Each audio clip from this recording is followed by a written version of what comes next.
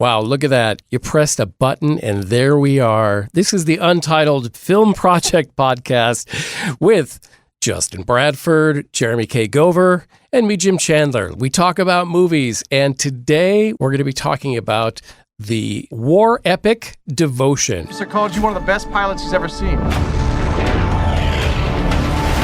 It must be hard being the naval aviator. And in another portion of the program, we are going at Strange World, the family action-adventure film from Disney that has people talking, but for reasons of didn't make a dime.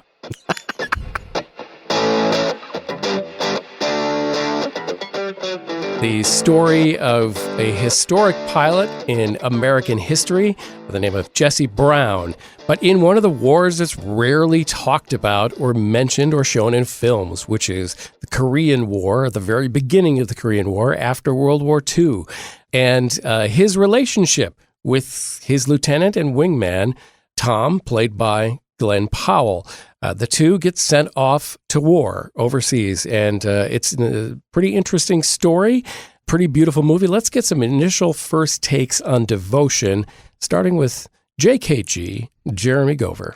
I enjoy a good war film, but I stress the word good. It doesn't do it enough for me if it's just about war, right? Sure. Like there's people that are just like, oh, I love war movies. It's not a genre that pulls you in. Right. And so if it's really good, I'm on board. And I have to tell you, from the opening title card to the end, Devotion held my attention, and it was just absolutely tremendous. I could feel the hesitation of the race relations from the very first scene. And that's hard to do when you're expecting to feel that. Like, the stories about a black aviator. He's the first black aviator. You go, okay, he's gonna face adversity through this movie. What's the story about, right? How will he triumph? You expect it, and it still impacts you. And I think that's the mark of a true work of art. I mean, that's if you know what's coming and it still hits you across the face. Then they've really accomplished something. Yes. The framing of every shot was perfection. It was perfect. From when they're on the beach and how the couple is shot in the frame, to him in the cockpit, to the two guys talking at their bunks, every shot was perfect. They used visual musical cues, which I applaud to heaven and back. There's a character disappeared around a wall, and that's when that song ended. Or there was another one where a guy was about to give a speech, and his arm was in the air to call attention to his men, and he was on the screen for a second and a half. And the song of the previous scene still playing, and when he puts it down to call attention to his men, the song's over.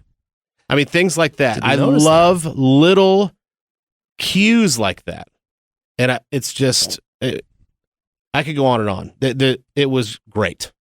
All right. Let's go to Justin Bradford. I mean, Gover said so many of the great things already that I loved about this film. My focus then, because he said so many great things already, will be just on the acting.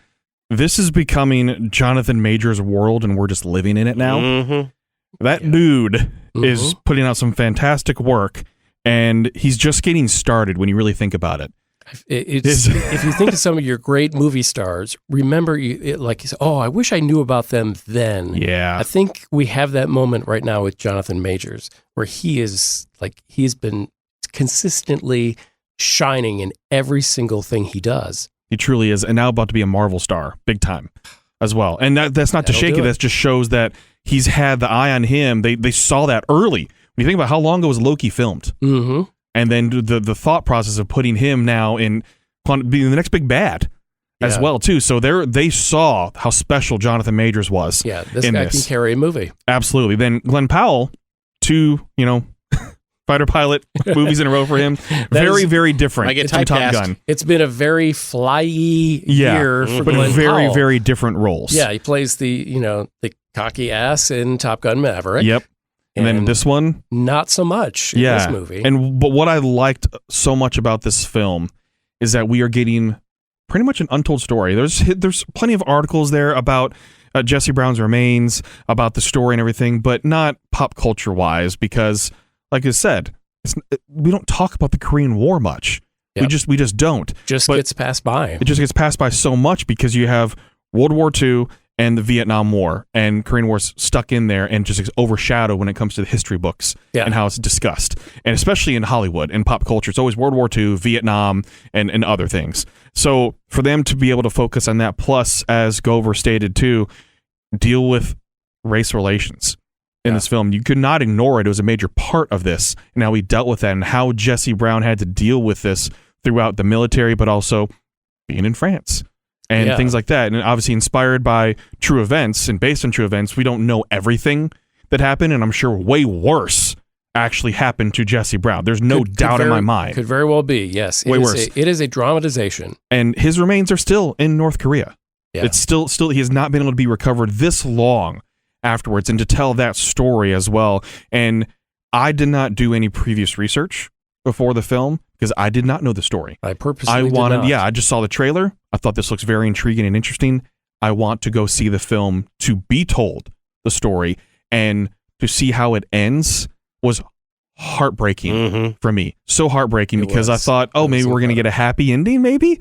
No, we did not. We got reality. We got reality and what truly happens during war. And that's when it sinks in. When it doesn't feel dramatized, you feel like it's honest. So much.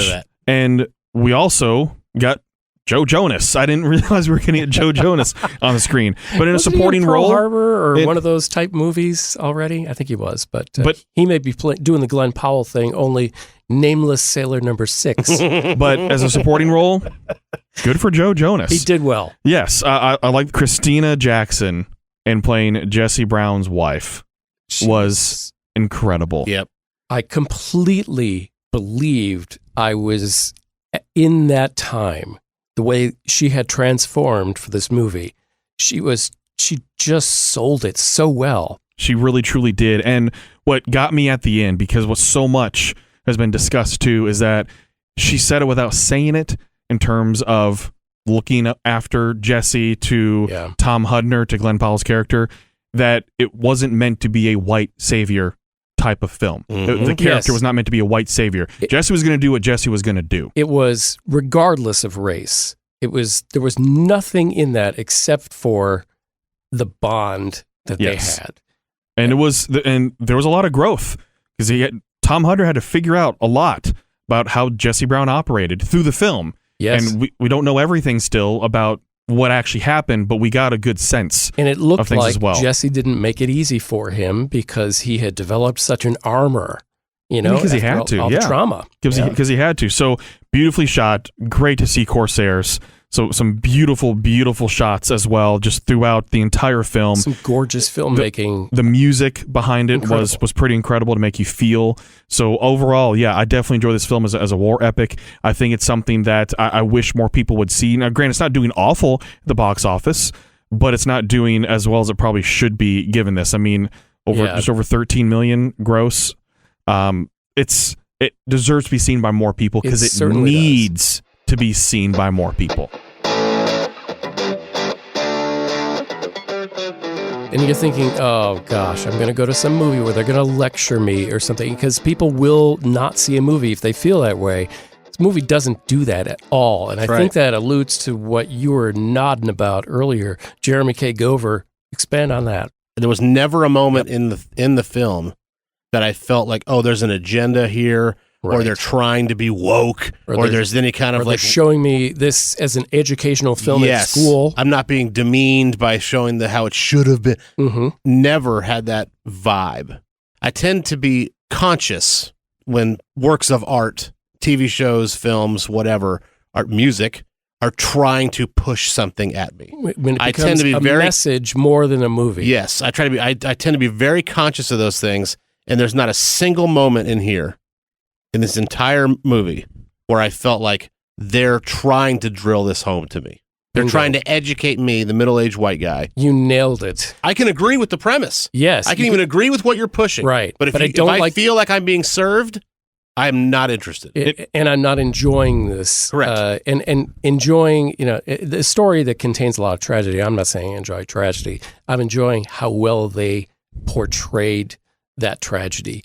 I think they did it so well in this movie. that it felt real and natural. Mm-hmm. And because I think one of the reasons is they focus on humanity and relationships, how the humans, how they interact with each other, how Jesse just cherishes and respects his wife, how she just loves him and adores him so much as one wants him safe. You're focusing on the humanity of things. That's why you can address more difficult topics when you're focusing on the human element. True, but not great writers, I'll put it that way, can still turn that into a preach session. Well, yeah, but that's what I'm saying. That's Right. why they did it so well, is because they focused on the human moment of it, Right. and there wasn't anything preaching.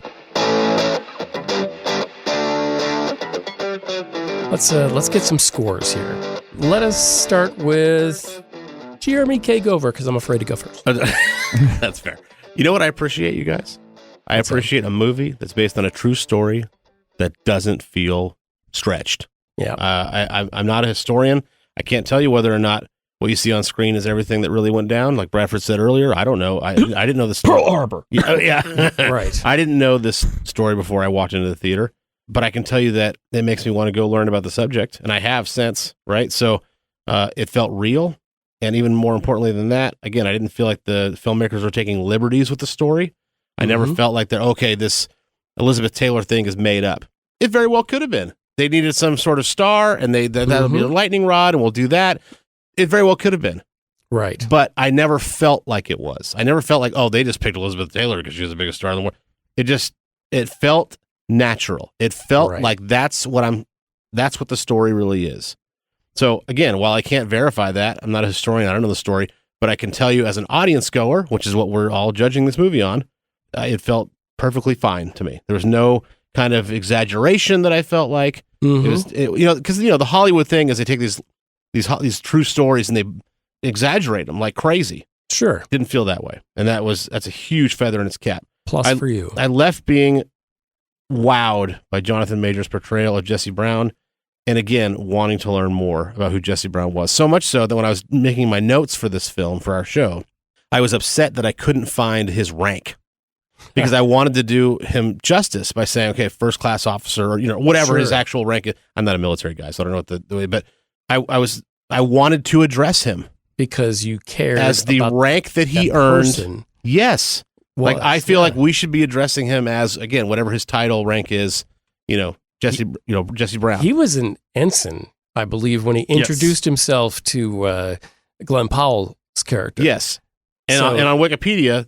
That's the gospel, but that's what it says as well. I think he remains an ensign. I just didn't know what that was, Yeah, and so okay. I didn't want to call him Gotcha. that and look like an idiot. Yeah, So out of again, respect. Yeah. Right, out of respect for him. As So you would do with anybody who served that way. I mean, sure, look, all in all, it was one of the best films of the year, and you're right. More people need to see it. Not for the relations part, although I'm sure that's a big part of it, like for certain people, but more because it's just a great, entertaining film that also happens to be one of the better films of 2022, and therefore I give it a 9. Wow. I did not expect that great a grade from Jeremy Gover. I mean, I'm not going to disagree with you very much, but I think you hit on some things that I think I didn't even notice that they did well.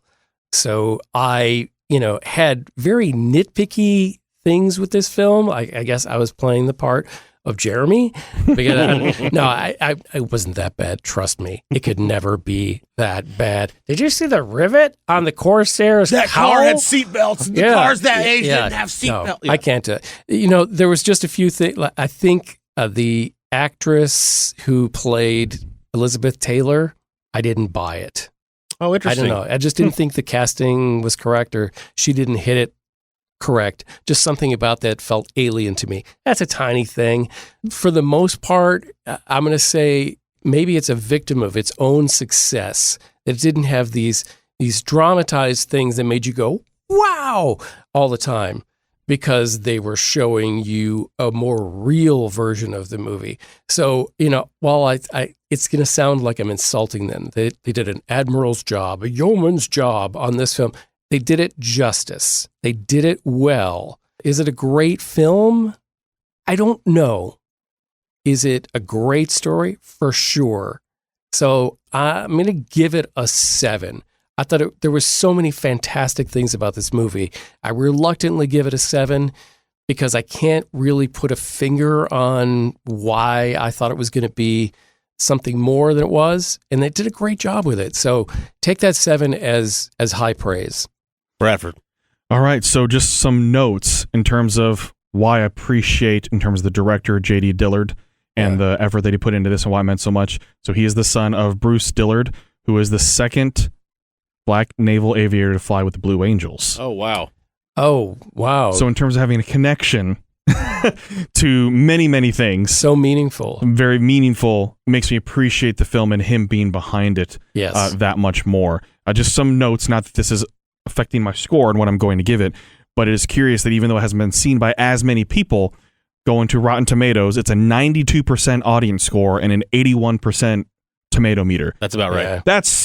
That's pretty darn good given the people that have seen it as well, in terms of overall people do like the film as well. So even, Jim, your score means you liked the film. It wasn't the same really level as Discover, but you liked the film a lot. It was really good. So it's one of those things that if you go see it, you're going to like it. You're most likely going to enjoy this film in some way because the story it tells, the subject matter at hand, something about this film, people enjoy it. I just wish more people would, more than anything else. I wonder if they didn't make the movie sexy enough. Obviously, they couldn't because they're telling a true story, at least being true to the story. But we talked about that. But I think Top Gun, if you really enjoyed Maverick, I think you're really going to like this movie, but for very different reasons. There is no, sex appeal. It's to the this subject film. matter more than anything else. Subject matter. It's totally subject matter. But you will get, even though it's something different, I think if you saw one, you'd love the other. Most likely, yes. But marketing obviously has plenty to do with it too. Sony didn't put too much behind this. Not many movie studios are these days, unless you're Avatar. Right. But which you're is right. a whole other issue. Yeah, that's a whole show. But you're right. They didn't give this very much. So they did not give it too much. They're relying on a lot of other things. Social media, they're very active on social media. Yeah. But yes, I enjoyed the film. The subject line made me look more into the actual person. Yeah. Jesse Brown as well, too.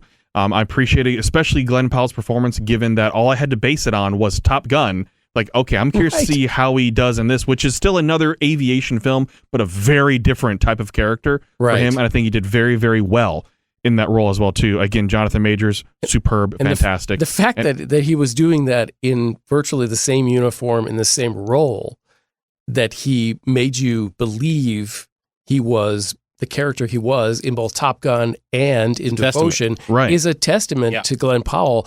I know we've talked about Jonathan Majors a lot, but let's not look past Glenn Powell. I think he might, because he's like a pretty boy, so sometimes they don't get the accolades, but I want to hand it to him. Yeah. So with that, I'm giving it an 8.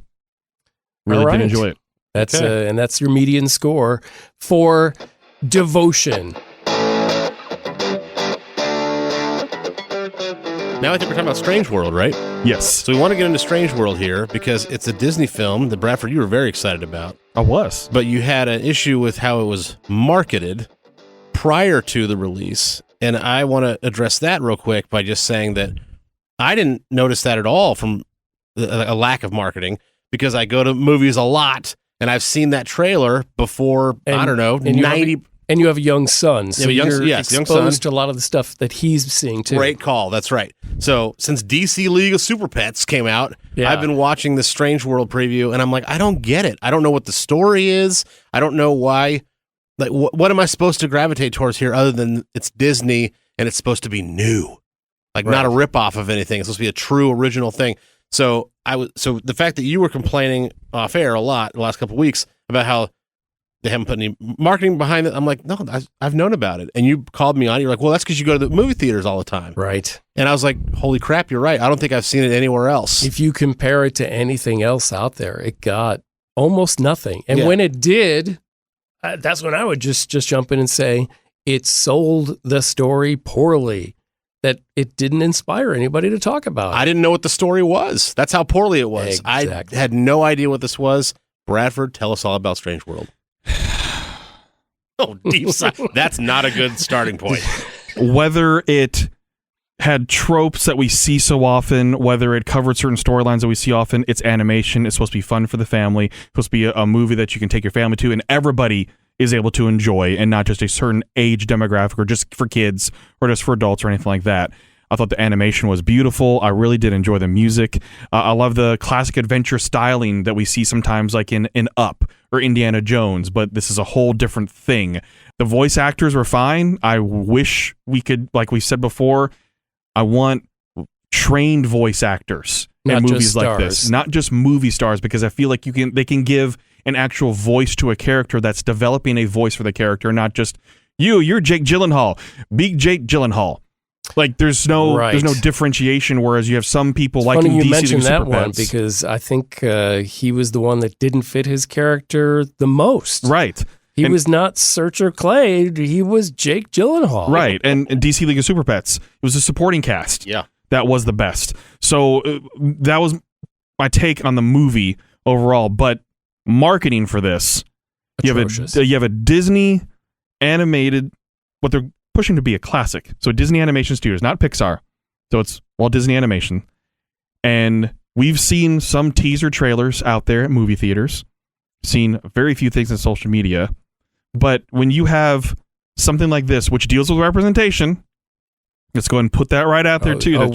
We will address the subject. That you have the first LGBTQ plus character that is fully out in this, and that character being a teenager. Here's where they're going to go woke on us. Or something. Just no. It's just don't put words in our mouth. Disney did an awful job of marketing this film, just like they did with Treasure Planet, just like they did with Atlantis. They basically made it and then they forgot about it. There is almost history repeating itself. You can see about 20 or so years ago, they went through, now let's do some family action and adventure movies that never quite caught traction. And this is meant to be a classic adventure story, because it is an adventure story. It's supposed to be fun. You're seeing new things. It's an alien world within their own planet, which ends up being a completely different type of thing. That's not even important. The important part is the marketing sucked. It straight up sucked. There was no thought behind it. I don't care if it was a Bob Chapek thing or a Bob Iger coming back in thing. Some sort of Bob thing. There was no point behind that, because Bob Chapek was not in charge of the freaking marketing for this damn whose film. Name you could say frontwards and backwards, and it would be the same. When marketing is doing things right, you're seeing partnerships. You see it in a Happy Meal. You see it plastered everywhere. You see television commercials. You don't just focus on social media. So the fact that people are claiming, well, it's a Disney bomb. It's a Disney bomb. And it is, compared to what Disney is used to. The estimated budget was $135 to $180. Yeah, that's a bomb. $43 million isn't bad, but that is a bomb for Disney standards and is the worst opening that they've had. And they've done it to themselves. Hold on, Gover. Yeah, I got you. Jeremy Gover coming up. You see social media and saying, it's a great adventure. They're marketing it like they've done nothing wrong. You idiots, you did plenty of things wrong. How the hell do you expect a film to be successful? Because now what's going to happen, you have a cast of characters on here that is a fully diverse crowd. A fully diverse crowd in terms of skin color, representation, everything, and a new type of story, which people complain all the time. Why can't they do something new? Why is it always sequels? Why is it always a superhero? Something a little bit unique. Because maybe they don't work and they don't have confidence in it. And they don't have confidence in it. They didn't market it. But I know, and you know, if they put a little bit of money behind this, they would have matched their budget. They would have, because maybe they would have. Because people will go and take their kids because they need something to take their kids to. And how many family movies are out right now? In this day and age, they get one wind of the... And they didn't get any wind. Oh, they got plenty through social media. Fart noise. And certain media outlets were attacking this movie long before it came out. From the get-go. Long before it came out. So, if they were going to make some money...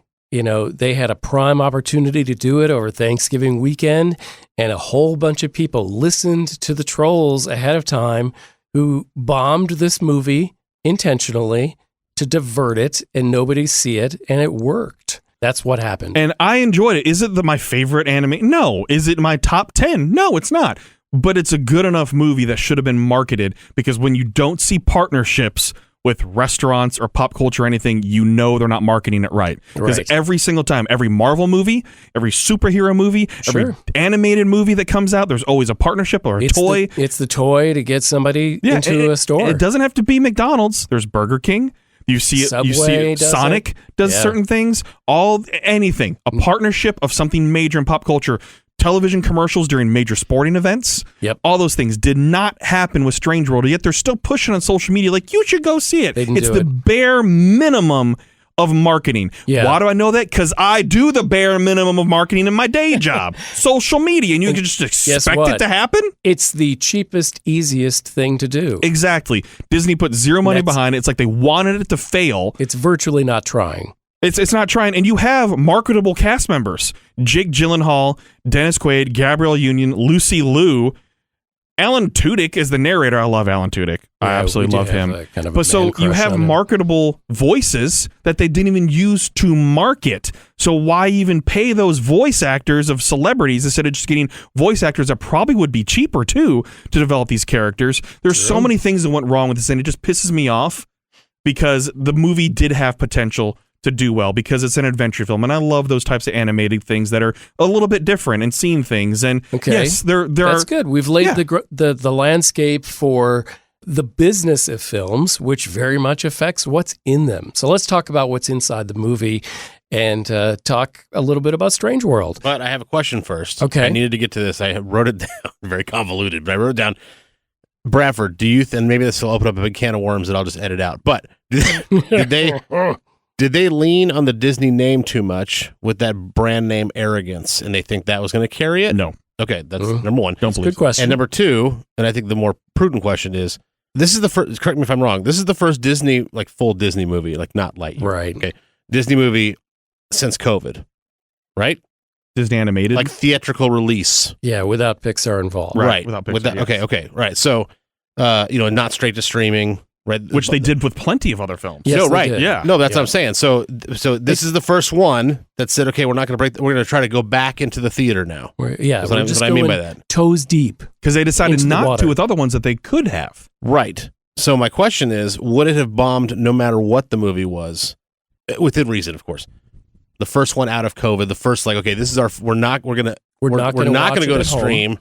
We're actually going to put it out in the theater. We're going to test the waters that way and kind of ease our way back in. Would this have bombed no matter what? I don't think so because they could have used that for marketing. It's our first Walt Disney Animated Studios classic to come in. You turn it into a positive. You turn it into a positive. You spin it. Yeah, that's what marketing does. Okay. So, but it's a good question. It's a good question. Them just and releasing it did not do enough because there's potential for marketing for this that they just didn't do because they're. You think of some of the characters in here as well too. They could have marketed some of those characters with the adventure and the adventure story, but they didn't even make multiple trailers. There's like 2 trailers, and how many times do we see 3 trailers? 3 is typically the number. It's obvious they don't have a commitment to it. They did not commit to it, yet they just do like what you said, the cheapest one. I liked the representation, and one of the reasons I liked the representation was because it didn't feel like they were pushing it on me. It was just very matter of fact. It was just there. Which I appreciate because it doesn't matter in which direction somebody pushes me, I automatically push back. I'm the rebel. So I feel that. I totally get that. I'm on guard for that sometimes. And I didn't feel like I got that in this movie. While it was somewhat enjoyable, I did like the production design visually. I thought it was pretty interesting. But at the same time, they went to some of the old standbys in Disney of, the younger character telling an older relative, I'm not you, I'm different. I think is been done a few too many times. So while I kind of liked it, I think I'm going to forget about it in February. No, and I totally understand that. It's the thing with a family movie. I'm fine with it. Yeah. I'm fine with it because when making one of these movies, especially like this, because Pixar, they're the ones making the movies that make you feel. Mm-hmm. They're doing something different, that just reach into your heart, pull it out, squeeze it a little bit, then put it right back in. That's Pixar. That's Disney Pixar right there. You're glad they did it. Yes, and you're glad they did it. What I'm looking for in a Walt Disney animated film is it enjoyable for the whole family? It doesn't have to be overly deep, but is it something that, say, someone could take their kids, their grandkids, or their family's kids, or whatever, take the family out have an hour and a half to sit down and enjoy the movies and be done with it, to where you have some marketable characters and you just have a fun adventure. Did you like the movie? Yeah, I really did. They'll like have the a movie. smile That's on great. their face. Yeah, that's really what I'm looking at here. I'm not looking at for deeper meaning, and it did have those elements. It had some adventure, had some fun things. Yes, it has the "I'm not you" thing, and that's fine to me. That totally is fine to me as well, because they do address other topics as well too, of like what is truly the trouble of what's going that's on. Really a minor, plot point. Yeah, so there's other things they address that I think could be discussion topics for parents to have with their kids about living their lives and things of that sort. And like Jim said, nothing's being forced or pushed. It's just a topic of the movie. So I'm okay with it. It's not life-changing for me. I just wish they would have given it the same due because of other things that were in the film, to give it the same marketing, because it is so blatant how bad the marketing was and how they just made this decision in their heads to not do anything for the film. So do you think, did the movie fail because it wasn't marketed, or did they not market the movie because they knew it was just blah? That is a very fair question. But see, if that was going to be the thing, then why not go straight to streaming? That's a great question. Because that's why I countered the question. The blueprint's already there. Right. They could have easily done that. People are like, oh, great, cool, because they did it with so many other animated films. Probably because they were in the midst of firing their CEO and getting ready for a new one. Potentially. But the new one coming in was already so familiar with the Disney product, it wasn't going to change. The CEO was not going to change this. Follow the template. Here's the thing, too. They already fired the guy that was in charge of programming, though, for Disney Plus and stuff, too. He was already let go. Yeah. So I know this is a film review podcast, but this is the business side of things, and it's very important. There's a takeover what we see. there. Yeah. That you see a blatant disrespect for the film based on Disney's part because they didn't market it. They had a choice now. 4 years ago, they could not have done this. It was theater only or directed Blu-ray. That was not going to happen. That's reserved for Aladdin 2.5. Yeah, and so Lion King. Everybody sings. Now, if they didn't have any confidence in it that early on, so true. They could have easily said, you know what, we're going to change it to streaming, because they've done that before, but they didn't. They are still pushing it in theaters after the release and the bomb. They're still putting very minimal marketing, saying, go see it. This is great. Here's some reviews that are positive from Arizona Republic, The Hollywood Reporter, USA Today, Variety. They're pushing some of those positive things like that's going to affect anything now. It's too late. They missed, like you said before, Jim, they missed the win that they could have had through the Thanksgiving holiday. They missed it.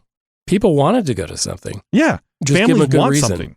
Yeah, so tell them I went and something. saw Glass Onion. Yeah. I mean, it was a little better.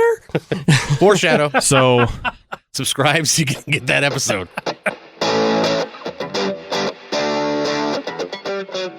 ratings. Let's find out what you scored this movie. Yes. I score the movie at a 6.5. Wow. Okay. For everything you just said, that's pretty impressive. I thought you were going to be a little higher. So. Really? I did. Okay. I mean, I give it a 6.5 because I deducted points for Disney doing stupid Disney things. And I'm so proud. I'm a Disney stockholder. As a marketer, as a film goer, as someone that has higher expectations out of something, it affects me more because I see what could potentially happen with this. Because look how long it took for Treasure Planet and Atlantis to come through, and they're cult classics now. People talk about them nowadays still. Do they? Yes. Do they? Jim, if you would get on social media and not just hide under your rock, I'll give you Treasure Planet. People talk about those because they changed the animation stylings too. They were very different films. Yes, they were. Because they came out boom, boom, back to back, and Disney did nothing with them. And they had lots of potential. And Treasure Planet is a great, great film. I love Treasure Planet, but it bombed because it was different and Disney didn't do anything with it. And like you said when we started, they're repeating themselves. Yeah, it's weird. I'm wondering if it's a phenomenon or if they're making it a phenomenon. But they didn't wow me in anything, and I kind of thought it was a forgettable story, so I'm just going to go straight down the middle and give it a 5. You know, it was fine. It did things very well. I think it was a beautiful movie to look at. There was some nice twists in the film. I do have a little pushback because it seemed like it had several messages, but one good message of take care of the place that you are. All right, let's get to our question now. And because they're two interesting films, we'll pair this one with it because we're coming to the end of the calendar year, that I wanted to ask this. So this is from me. I submitted this question.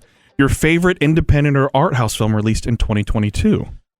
Ooh, who wants to take that on first? I think you should Jim go. should. You He's the started art house talking. guy. He always says that. Yeah. So I was a guy that saw this movie and evangelized you two about this film. I was just like, oh, you gotta see this. Oh, I can't believe you missed this movie. Everything, Everywhere, All at Once was a masterpiece. It was, and I love Doctor Strange, but if you're gonna pick a multiverse movie for 2022, this one is it. It's a 10 out of 10. So Agreed. It made more money for an independent distributor than anything. It's breaking a lot of records and it's getting a lot of awards because it just, I never thought I could see a movie like that, and I did. So I'm really thankful for that movie. I thought it was really neat. I love that choice. It's made $103.3 million, 70 million in the US. And when you think about it, Michelle Yeoh is incredible, phenomenal. Loved her in Shang-Chi and so many things that she does. And it seems like it's I don't want to say a renaissance, but sure. She's having such an incredible career moment right now, too, with everything that she's been involved in, all the projects she's been involved in. It just makes everybody reappreciate her. It really does. And that is, like Jim said, incredible multiverse movie done the right way. True multiverse experiences that you get in that film. So highly recommend seeing that. I'll go second, and because mine's more vanilla to the everyday viewing moviegoer, I think. Okay. Because it surprised me, actually, because I was kind of, hey, let me brainstorm, make sure that I'm picking an indie film, maybe not forgetting one that I saw, that kind of thing. And so I just Googled a list, and Nope was on it. And it rushed back. They included Nope as an independent film. Did. And so I'm picking that one because, one, I think people maybe saw it more than these other indie films. Of course, that's, the nature of an indie film, right? Sure. But on top of that, I remember being really, and you can go listen to the podcast about it, I being very surprised that I enjoyed it. Yeah. I came in with a very low expectation, not because it's Jordan Peele. Jordan Peele's great, but because I was like, this isn't my genre. I don't really care about, like the horror and the kind of suspense. The suspense is okay, but it looks... It had a lot of hurdles for you. Yeah, but it was tremendous. I thought it was really, really good. A real solid film. The more I thought about it, the better it got. By the time, I think when I left the theater, I think it was like a 6 for me. And I think by the time we recorded the podcast, I think it was like an 8. Like it grew on me just over time. So there was a lot to digest. Yeah. So for those reasons, I'm picking Nope. Interesting that we call that an independent, not a major studio blockbuster. Agreed. Because it was handled like one. Yes, it was. But we forget that studio is, we're pretty sure, I think it's Jordan Peele's. It is. So it is. It therefore is independent. That's right. Speaking of digestion, it took a while to digest all those people in that movie. So spoiler alert. Spits them back out. So I'll have 2 honorable mentions for this. Cha-Cha Real Smooth. Pretty incredible. I really, really enjoyed that film. What genre would you put it in? Adult coming of age. Okay. Was that a section in Blockbuster? No, it is. It is, because I just watched Bones and All, which is, believe it or not, you'd say, oh, it's a horror movie. No, it's a teenage romance coming of age film. And this is a graduated college, doesn't have a job coming of age film. But I really did enjoy that. It's interesting, the characters, the way that it flows. I really felt a lot after that. So cannot recommend that one enough. I believe it's Apple TV Plus. Excellent. For that one. The other honorable mention is Everything, Everywhere, All at Once. Incredible. Love that. My number 1 is Marcel the Shell with Shoes On. And y'all, I loved this movie so incredibly much. I did not know what to expect. I thought it was just going to be this cute little film about, with some stop motion animation with this little shell that talks and everything. But it was so much more than that. It was a commentary on life. A commentary on life, and it makes you feel like you want a movie with heart that draws you in, and you feel something for this talking seashell with sneakers. And the relationship he has with his grandmother and family, and with the narrator, the videographer, the person that's telling the story, the omnipresent person in his life. It is an incredible, incredible film. I cannot recommend it enough. If you want to feel, if you want to maybe shed a tear, giggle, laugh, have your heart feel warm. If you want to see something you've never seen before. Never seen anything like this before. Marcel the Shell with Shoes On. I loved it. I loved it so much. And that's my favorite. So we didn't talk about them during this question, but it was a year when a lot of the independent films may not have has been as good as they have been in the past. But the few that we did mention were so incredibly good that it made up for everything. These were the cream of the crop, and then no one else. This is the Untitled Film Project Podcast. You can leave us a review and tell everybody how wonderful we are and what great examples we are of carbon-based life forms. Whatever you want to do and say about us, you can leave a review. You can also interact with us, which is even better. Yeah, social media, Twitter, Facebook, Instagram. Follow us on there, interact with us, give us questions you'd like us to answer. Really do appreciate that. And then listen to the podcast, Spotify, iHeart, Apple, Amazon, YouTube, wherever you get your podcasts, you can do it there. Once you see the movie and you want to talk about it with somebody, here we are. Go watch, then come listen. Thank you for listening to the Untitled Film Project Podcast. To support the show, please rate, review, follow, and subscribe. Original music by Jeremy Schwartz. Special thanks to the Music City Film Critics Association. Editing and post-production by Jeremy K. Gover. Voiceover by Chad Bennett. The Untitled Film Project Podcast is presented in cooperation with iHeartRadio.